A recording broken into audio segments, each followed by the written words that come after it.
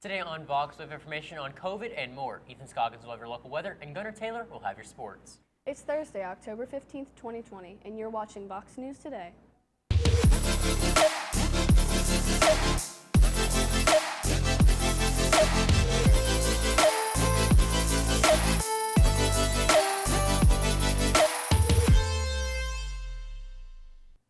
Good afternoon and welcome back. I'm Jay Standridge. And I'm Kendra Taylor.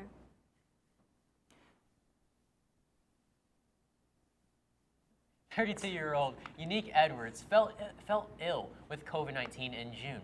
She started off with having minor symptoms until one day when she started having chest pains and difficulty breathing. She was hospitalized for a week and a half. Fortunately, she had a plasma treatment.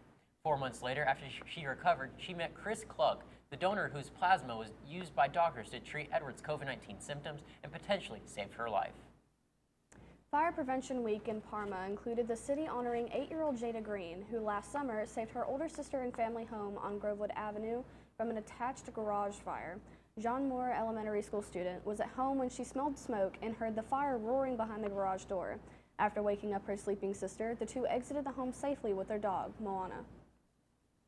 A California mail carrier is being credited with helping save a man's life after using his belt to stop the bleeding on a man's arm following a chainsaw accident last week.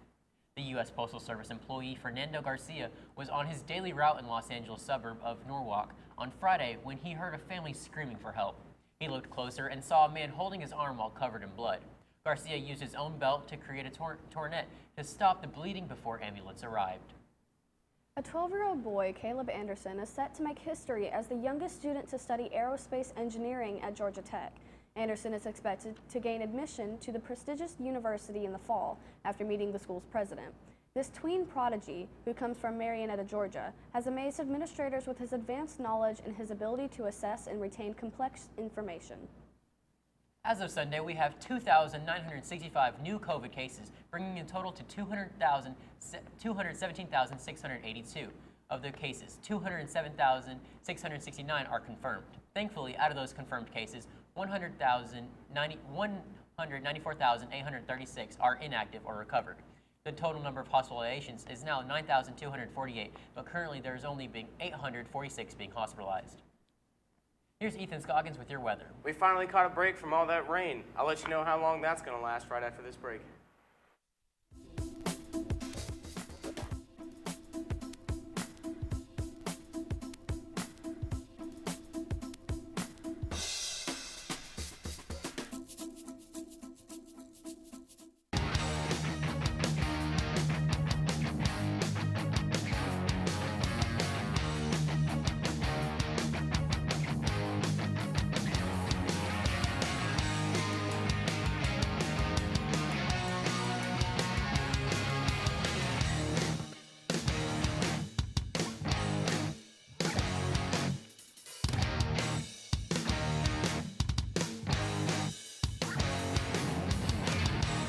One thing to love about the Tennessee Valley is Bradley Central Show Choir, Vocal Motion. The other thing to love is the local Geico office on Lee Highway. You could save a lot. Oh, you can save a lot. Oh, you can save a lot. But how do you know? Unless you call 894-2600. Got a car? Got a boat? Got a home? Get a quote. CRCC to me is a calling that God placed on my life to really step out in faith on something that I didn't think I could do, and it's been amazing to see how God's worked through it. CRCC stands for Crossroads Community Church, but we're a church that our vision is to be a life-giving church in our community. We do that through helping people know God, find freedom, discover their purpose, and then go make a difference. And so that's what we're doing every week, is helping people discover their jam and go make a difference.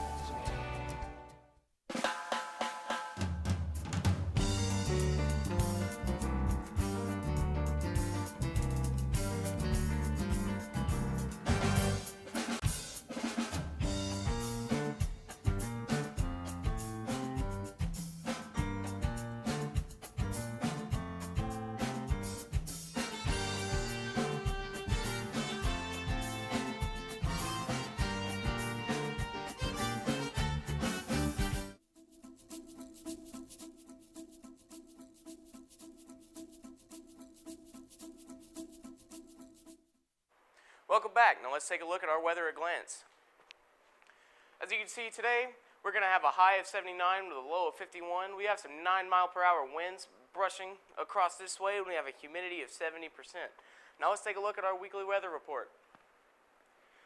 So tomorrow, we're going to have some clouds over in the morning, but they should be going away by around 6 or 7 o'clock that night, with a high of 64 and a low of 34. All right, Saturday, those clouds should be staying away. We're going to have a sunny day with a high of 67 and a low of 44. On Sunday, those clouds are coming back, but we're still going to have a little bit of sun with a high of 71 and a low of 49. On Monday, those clouds are moving in some more with a high of 76 and a low of 54. On Tuesday, those clouds are sticking around with a high of 79 and a low of 57. And on Wednesday, we're still keeping those clouds with a high of 78 and a low of 59. Now let's take a look at our local radar. As you can see, we don't have much brushing up through the Cleveland-Chattanooga area, so be sure to take advantage of all this warm weather, well, for the most part, and make sure that you can do the best you can because we don't have all this rain. Now let's take a look at our national radar. As you can see, we have a bit of storms moving up from the Midwest all the way to the east. It's mainly moving north, though, so we shouldn't have too much to worry about. That's all from me. Now I'm going to send it to Gunner with your sports. I'll have your scores and more right after this break.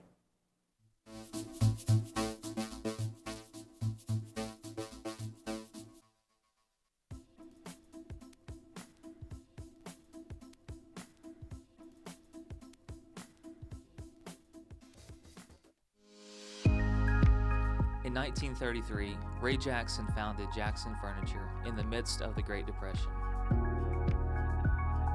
We opened our doors the day the banks closed theirs. Since then, we have continued to create furniture right here in the USA. We have seen decades of American prosperity, challenge, war, and mind-blowing advancements in science and technology. We have never forgotten the way our company and country began, with perseverance, hope, and hard work. Throughout all of those decades of change, one thing remains consistent. Families love to relax together in a room filled with comfortable furniture. That is where we have been and will always be. From being huddled around a radio to being kicked back in front of a giant flat screen.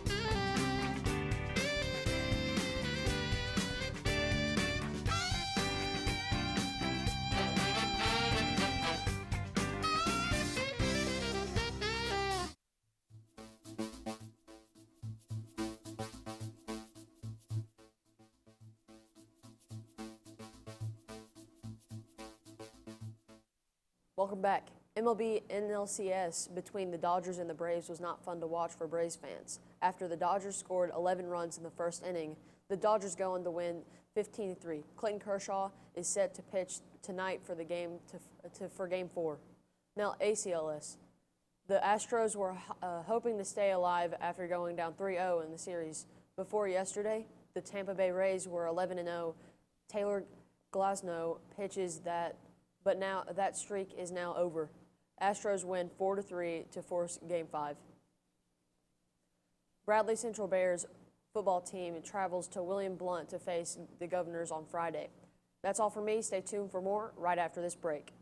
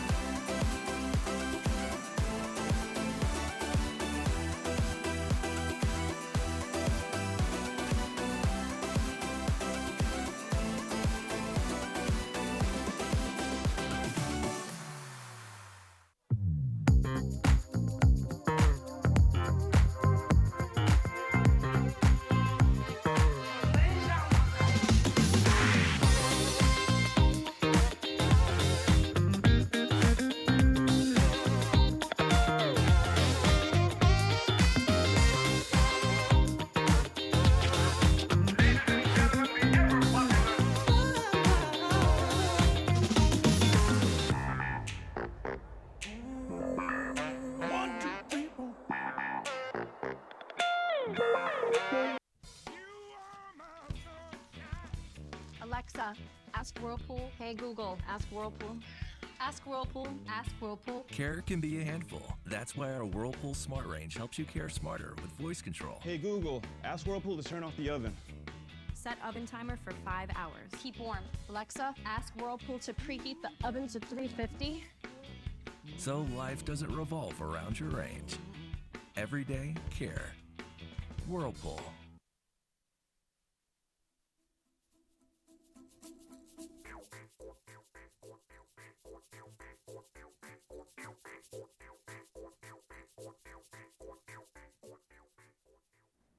Welcome back, Bradley Central. Middle Tennessee is getting a new sorting center for Amazon. This will allow 1,000 new jobs for people in need. The building is located on Bain Drive in Laverna. The building will be used as a middle ground where packages will be sorted before being delivered.